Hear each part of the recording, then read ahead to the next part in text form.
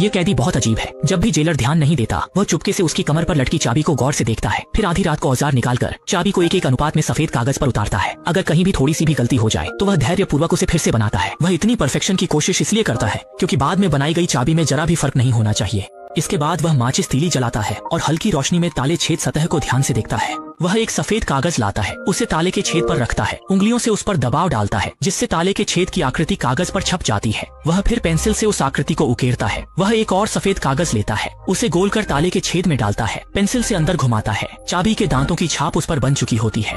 अब अगला सवाल है सामग्री का, और लकड़ी इसमें सबसे उपयुक्त विकल्प है। अगले दिन टिमो ने लकड़ी से चाबी बनाने का विचार पेश किया। मार्क को यह ज्यादा भरोसेमंद नहीं लगा, लेकिन स्टीव ने इसे आजमाने लायक समझा। जब मार्क ने दोनों की जिद देखी तो वह मान गया। इसके बाद वे बढ़ई की कार्यशाला में काम करने गए और टिमो ने जेलर की नजर बचाकर चाबी के पुर्जे चुपके से बना लिए। लेकिन जैसे ही वह उन पुर्जों को छुपाने वाला था, गश्त कर रहा जेलर वहां आ गया।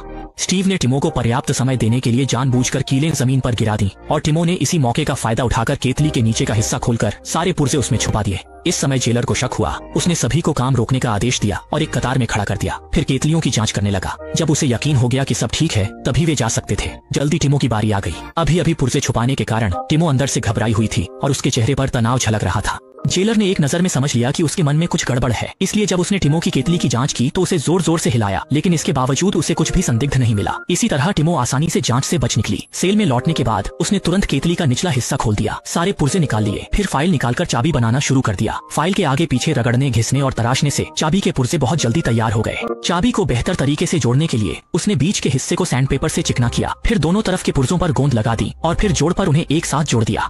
आखिरी कदम यह था कि उसे बल्ब पर सुखा दिया जाए। जल्दी ही 10 मिनट बीत गए। टिमो ने लैंपशेड खोला और सूखी हुई चाबी निकाल ली। कठोरता और चिपकने की क्षमता सुनिश्चित करने के बाद उसने फिर से ड्राइंग निकाली और उसके अनुसार एक एक करके गियर को तराशना शुरू किया। आधे घंटे की मेहनत के बाद उसने सफलतापूर्वक एक लकड़ी चाबी बना ली। इसके बाद टिमो सावधानी से जेल के दरवाजे के पास गया और लकड़ी की चाबी से दरवाजा खोला। उसने दांत भींच लिए और पूरी ताकत से चाबी घुमाई।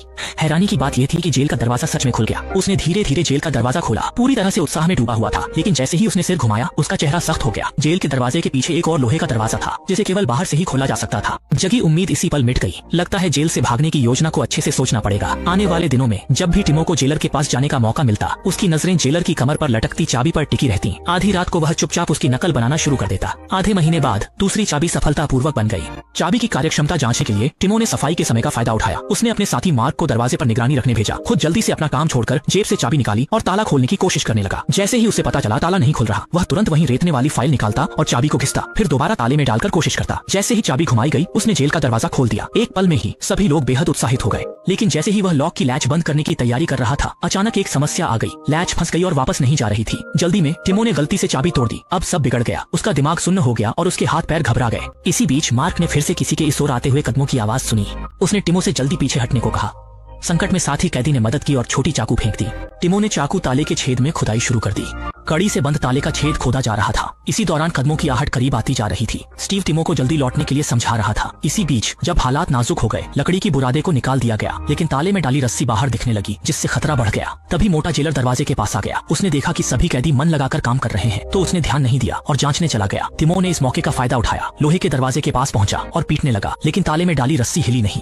लाचार होकर वह सब कुछ किस्मत पर छोड़ देता है। सेल में लौटने के बाद टिमो बिस्तर पर लेट जाता है और घबराहट में रहता है जब तक जेलर के दरवाजा खोलने की आवाज उसे होश में नहीं ले आती। वह ध्यान से दरवाजे के पास की हलचल सुनता है और जेलर भी हमेशा की तरह दरवाजा बंद करने की तैयारी करता है। बाहर निकली रस्सी ने आखिरकार उसका ध्यान खींचा। उसने पहले हाथ से जोर लगाकर रस्सी खींची और जब उसे कोई गड़बड़ी नहीं लगी तो ज्यादा सोचे बिना ही दरवाजा फिर से बंद कर दिया। टिमो का बेचैन दिल अब शांत हुआ। लगता है आगे से उसे और सतर्क रहना होगा।